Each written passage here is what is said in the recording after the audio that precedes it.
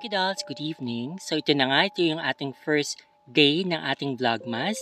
So gaya ng nasabi ko sa post, okay, magbubukas ako nitong advent calendar natin. And then, ang unang bubuksan ko syempre yung para sa 1. Ayan, nakikita ba? Ayun, 1. So anyway, 1 yan. So yan, bubuksan natin yung pinakauna niyang window para makita natin kung ano ba yung laman. Malamang laman niya chocolate. Oh my God, ito lang pala yung laman nito. First time ko kasing na ng advent calendar. Taka anyway, ayan, yan lang naman. Pero meron siyang marka na parang gift dyan. So anyway, kakainin natin yan. So gagawin natin to for, ilan ba to? 25 lang ba siya o 24? Oh my God, 24 lang pala siya. So hindi pala siya umabot ng 31. But anyway, regardless, okay, so pagpapatuloy natin to 31 days yung gagawin ko nitong short story na reading. Ang kwento ng aking babasahin nagmula po dito sa book na ito na meron po ako. So, ang title po nitong book ay Haunted Philippines. So, siya yung book 5. Umpisahan po natin dito sa kwentong ito na pinamagatang Isla del Espiritu. Sabi nga ng ilan sa mga pinakasikat na manunulat, kuminsan kailangan daw na mag-ikot, gumala, at pumunta sa mga lugar na sa tingin niya ay makakatulong sa mga isusulat niyang istorya. Dapat daw na magtanong-tanong sa mga tao sa liblib na puok na mga kakaibang kwento ng kababalaghan upang hindi maging hilaw ang akda na isusulat. June 2005, katatapos lang ng summer. Sa katunayan, nalalapit na rin ang panahon ng tag-ulan. Halos wala na rin pupunta sa mga beach resorts. Pero nais ko talagang magsulat ng mga bagong kwento at alam kong kailangan kong lumabas ng Maynila upang makapagsimula. Kaya maaga ako nag-impake ng mga gamit ko ng umagang iyon. Kumpleto na ang laman ng backpack ko. Ilang oras pa, nasa bus terminal na ako. Biyahe patungo sa mga beach resort sa Batangas. May kahabaan din ang biyahe. Santo Tomas, Malbar, Lipa. Umidlip muna ako sa biyahe. Nagising na lang ako nang tapikin na ako ng konduktor. "Boss, Lemery na, terminal na ito," sigaw ng konduktor. Nalimpungatan ako. Dito na nga, sabi ko sa aking sarili. Sakay agad ako ng tricycle papunta sa pinakamalapit na resort. Nagbayad ka agad ako ng kwarto para maayos ko ng mga gamit ko. Lumipas ang isang oras. Ewan ko ba kung bakit nababato ako sa resort na pinuntahan ko. Nagtanong ako sa katiwala doon kung may mga unusual ba silang nararamdaman sa lugar na iyon. Diretsong tanong ko, "May multo po ba dito?" Umiling-iling lang yung katiwala. Tahimik daw ang lugar na iyon. Katatayos lang daw ng mga cottages at kadalasan, maraming mga bakasyonista ang pupunta sa lugar na iyon. Walang multo. Sayang pala yung binayad ko dun sa kwarto. Wala rin pala akong maisusulat kung ganoon. Medyo nakakatakot lang tingnan yung lugar nila, pero wala naman palang multo. Kung sa bagay, hindi naman masusukat ang pagiging haunted ng isang lugar sa panlabas na itsura nito, di ba? May mga bahay o gusali na moderno nga yung ayos, pero pinamamahayan din ng mga kaluluwa. May mga bahay naman na luma na, pero hindi naman minumulto. So pumunta ako sa Pangpang. May mga bata naglalaro. Meron din mga batang naliligo sa beach. Napansin ko din na makulimlim ang kalangitan. Marahil ay nagbabadya ang ulan. May biglang kumalabit sa akin. "Boss, pangkapo!" Paglingon ko, napansin kong isang lalaki na nasa mahigit 40 na ang edad. Mang Piping daw ang pangalan niya at nagpapaarkila sila ng mga bangka. "Magkano po?" tanong ko. 100 po, kalahating oras," sagot ni Mang Piping. "Hanggang saan?" tanong ko muli. "Hindi po tayo masyadong lalayo, iikutin lang po natin tong area," sagot ng matanda. Okay naman yung alok niya, pero wala namang challenge, kasi kitang-kita ko rin naman mula sa Pangpang yung lugar na pupuntahan ng bangka. Ilang beses na rin akong sumakay sa bangka. Ewan ko nga ba, pero talagang adventurous lang akong tao. Napansin ko lang po, Manong, medyo hindi yata clear yung tubig dito.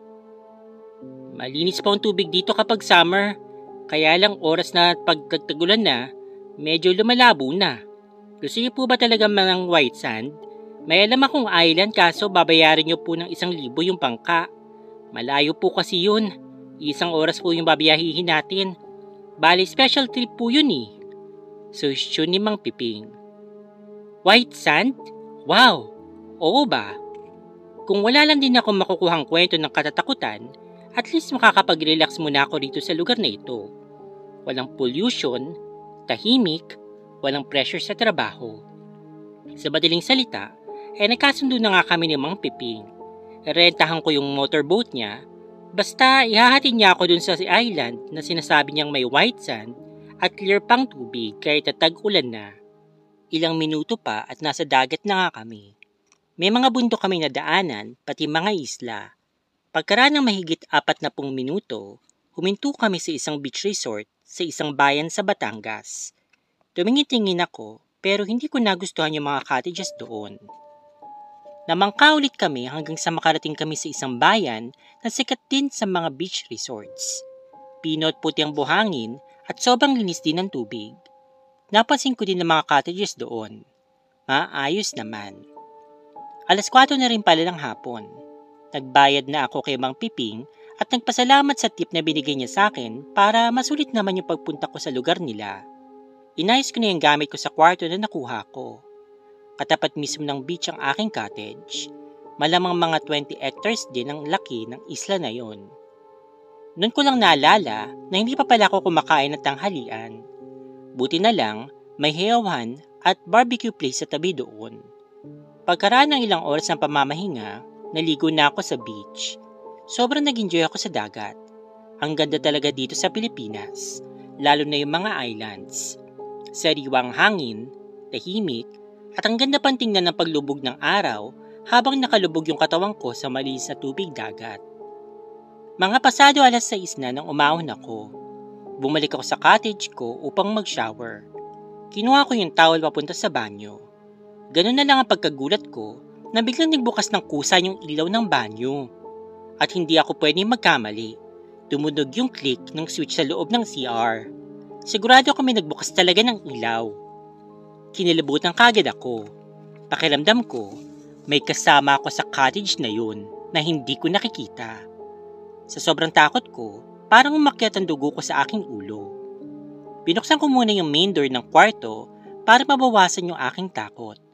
Pagbukas ko ng pinto, malamig na hangin na sumulubong sa aking muka. Paglingon ko, bigla namang namatay yung ilaw sa banyo. Diyos ko! Bulong ko sa aking sarili.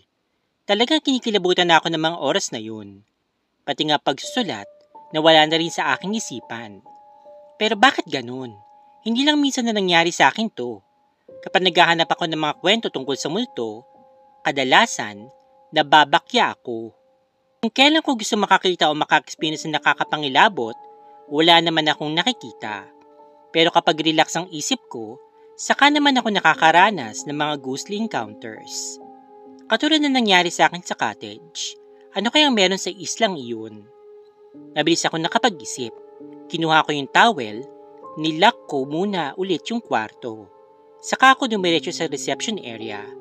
Wala na yung babae kanina nung mag-check-in ako. May kapalit na siya dahil malamang on shifting rotation sila doon. Nagpakilala yung lalaki sa reception. Siya si Greg, ang overall supervisor ng resort. Wala nang ganong tao dun sa island at halos lahat yung nagsipag-uwian na. Day tour na lang daw kasi ang karamihan sa mga guests nila. Hindi ako nagpakilalang writer dahil baka mag-alangan siyang sagutin ang mga gusto kong malaman. Pare, gusto ko lang pong itanong, may multo po ba dito? Bakit po sir?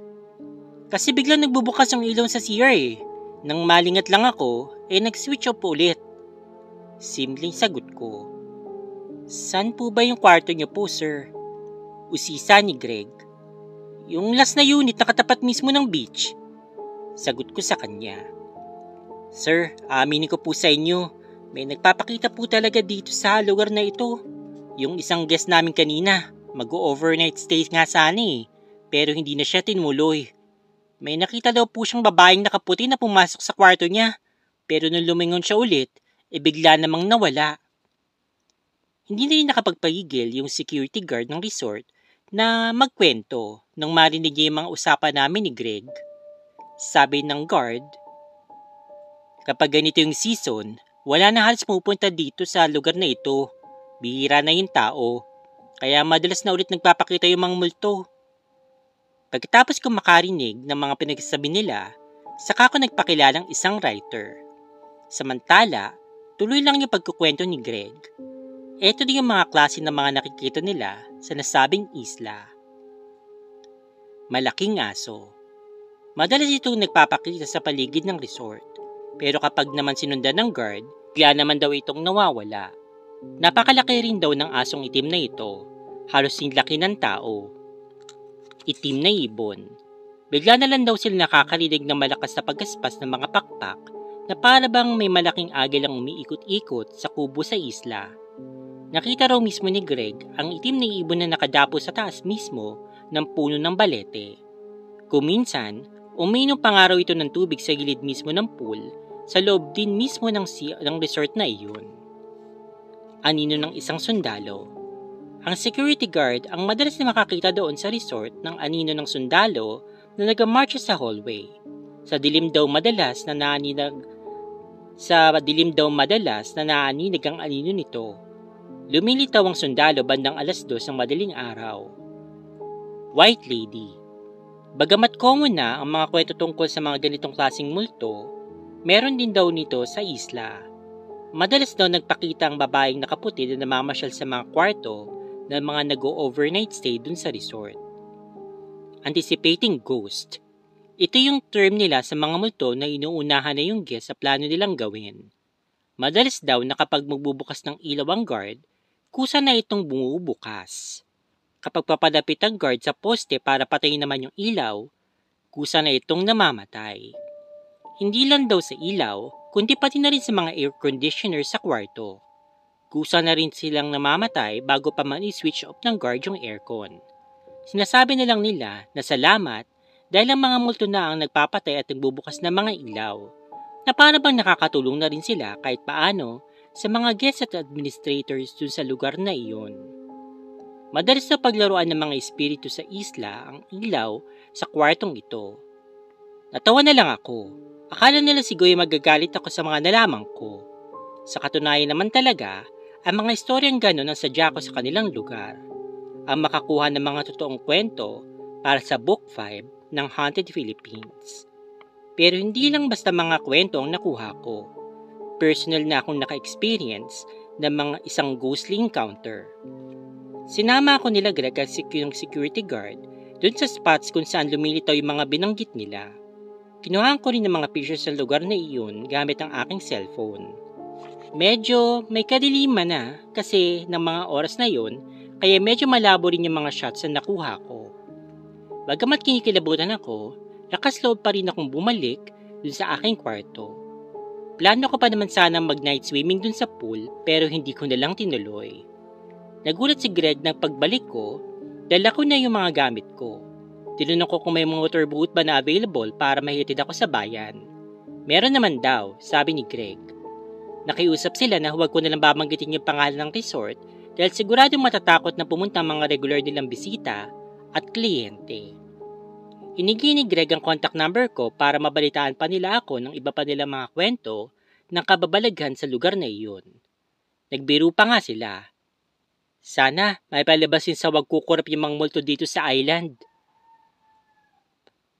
Badang 9:00 ng gabi na makarating ako sa terminal ng bus. Sa loob ng 4 na oras, nakabalik na ako sa Maynila. Habang nasa biyahe, tinanong ko yung sarili ko, bakit nga ba hindi ako nag-overnight? Isa lang naman ang dahilan. Natakot ako. Sus, ano ba naman to? Yun ang sadya niya doon tapos natakot-takot siya. But anyway, so ayun po yung ating first story para po sa ating pong 31 Days of Spooky Stories para sa ating Vlogmas. So abangan nyo po bukas, meron naman po tayong video na ipapost. Okay, so salamat po sa nakinig at nanood ng ating pong first video para sa December. So 31 days po ito, so kita-kits po tayo ulit bukas. God bless po, bye-bye!